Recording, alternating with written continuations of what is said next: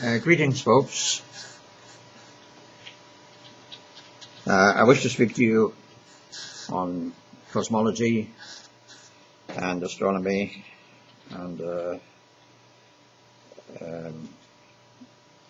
maybe one or two other things. First of all, at the age of about 12, I decided to learn all orthodox knowledge. Well, I went as far as I could. I learned as much as I could, which, of course, percentage-wise would be very small amounts because it's so fast. And then, having gone as far as I could, I then tried to find out by analysing what I learned what the truth was, because orthodoxy doesn't seem to have the truth. In fact, it seems to have the opposite to the truth in general, many times. Right about the little things, but not about the big. That's what I've found. All right. Now I'm doing this from memory, so please excuse me. I have to struggle with my memory, and it's pretty complex. So what I did, I mapped. I found out a good picture of what the truth about the main points, the important things of the universe are, and then from that knowledge that I gained, I mapped the entire cosmos at all four main levels. That is to say, stars, stellar clusters, galaxies, and clusters of galaxies. I'll say that again: stars, stellar clusters, galaxies, including radio sources, B-molecular objects, and quasars, and clusters of such, clusters of galaxies, etc. And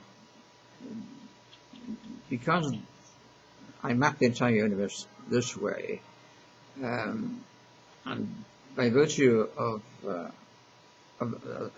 marvelous pattern showed up. I didn't get a chaos like the orthodoxy gets, and they do it. I got a marvelous pattern, and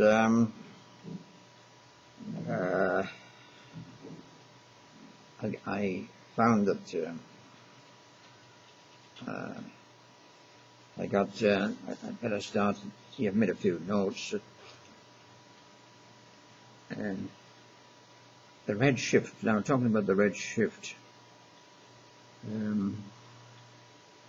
because you've heard of the cosmological red shift, it's not a velocity at all. It's the angular view to the horizon of the field concerned, which it's not just galaxies, but stars and stellar clusters. And that's about it. But the point is this: it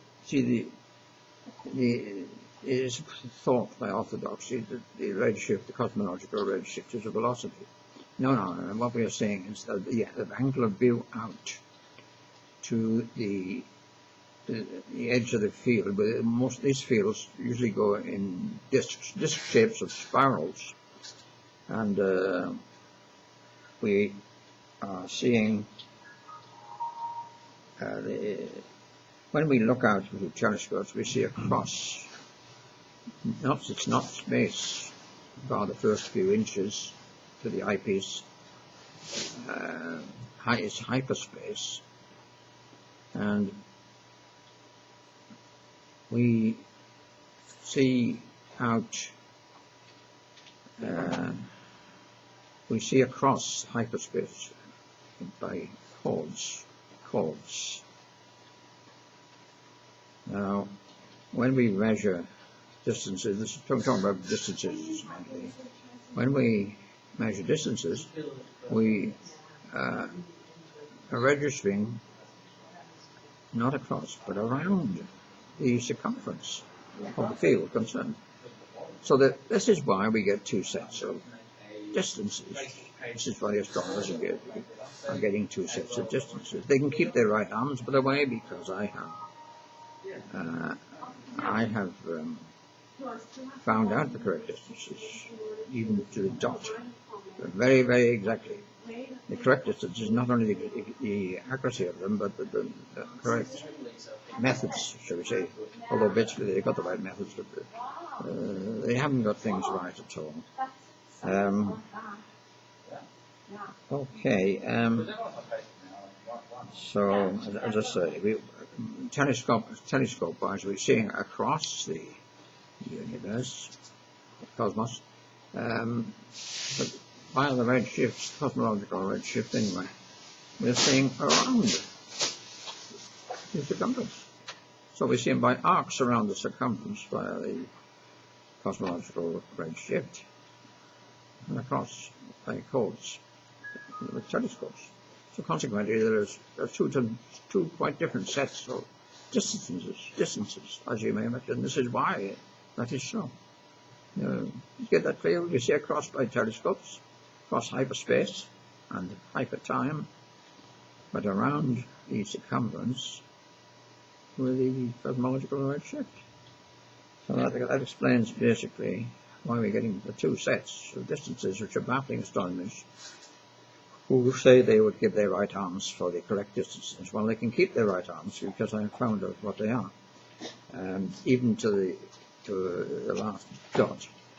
And they not only get the correct methods, but the inaccuracies to the last dot.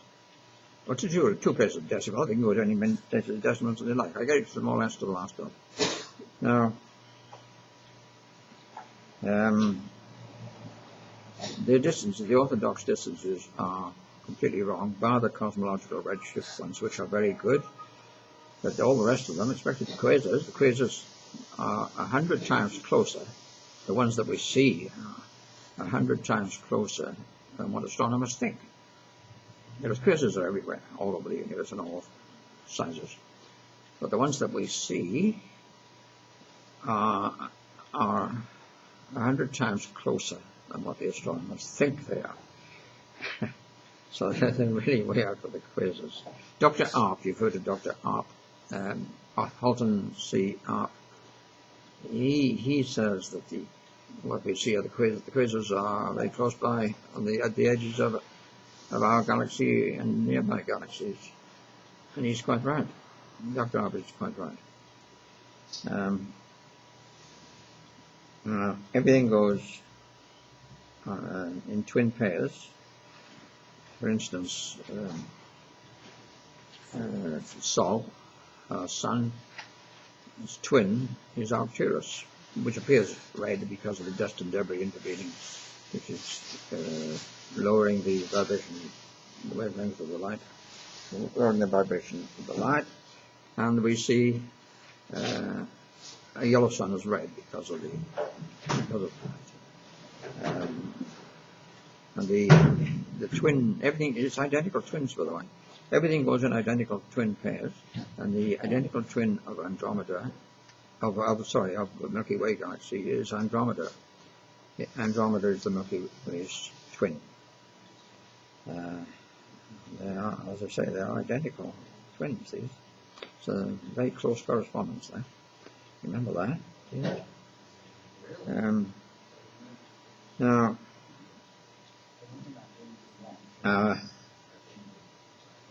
The orthodox astronomy thinks that the sun, that star, is a sort of solo. It's not. The sun is not on it. It's not solo. It's part of a group of stars. They are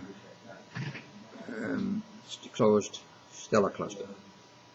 I did the nearest stars, you see, and found out that they are a group. Most of them, if not all of them, are a group of stars in what I call the local stellar clusters, which I discovered. One thing I am after pretty soon will be a logo.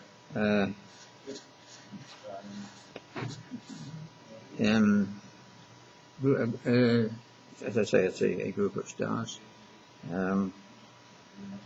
With the center of this group, the sun, by the way, it's a small yellow star, very close to the center of this group of stars. At the center it's very dark due to the dust and vacuum. The very few stars down there. But what stars there are mostly red dwarfs. What is happening is that the red dwarfs are being born there, issuing out from a white hole, not a black hole. And by the way, everything is separating, not merging. The astronomy has got it all wrong. In fact, all orthodoxy has got the main important things of everything completely wrong. The opposite of the truth.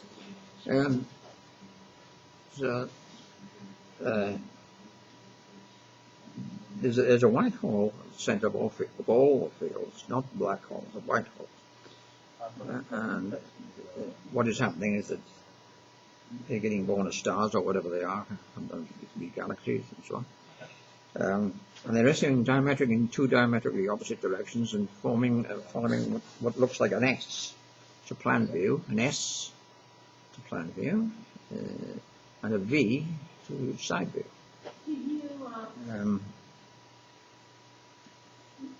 Don't forget that center with our local group of stars is the rho Ophiuchus, and then the rho Ophiuchus. The red dwarfs there then move along a sort of placenta, an energy placenta, which feeds them until it feeds them energy, which turns into matter, and they grow. And as they're traveling outwards along the upper part of the S, they grow. They keep on growing until they become blue giants. So you've got stars in every stage of evolution along the S, and of course the same applies to the lower half of the S in the other direction. But diametrically opposed. I made my discovery basically from the Hubble diagram comparing velocities against magnitudes, trying to find out distances and masses from the Hubble diagram. By the way, the spectroscopic device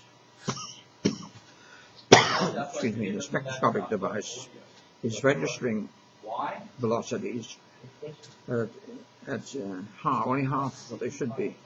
We need to double them. We need to double the spectroscopic results, and you also need to double the in general. In fact, no, not double, but basically double. Actually, you need to multiply by pi over 2, all distances and everything else, by pi over 2, because the circumference, the disk shape of the field. This is of every field, and because of that, we need to, because after halfway point, we're getting closer to home again. You understand? It's circumference so much. When we are measuring out by the cosmological or ships, and also by telescopes, after halfway around, we're getting closer to home again, because we're seeing past halfway point, which is in a circumference, is getting closer back to us. So we need to multiply the pi over 2. Right? Please remember that. Space is curved, by the way. It's not straight; it's curved. Although the light, etc., travels basically in straight lines. And incidentally, trigonometry can't work because space is curved. Can't have trigonometry. The curved space. Space is not only curved, it is warped. It's got bumps all along it, so it's pretty misshapen. It is pretty misshapen. Right, I started with the Hubble diagram. That's what I'm getting the galaxies. And I tried to compare because I decided that the velocities and the magnitudes were basically equal. So as far as getting the distances were concerned, from the distances I got the message indirectly.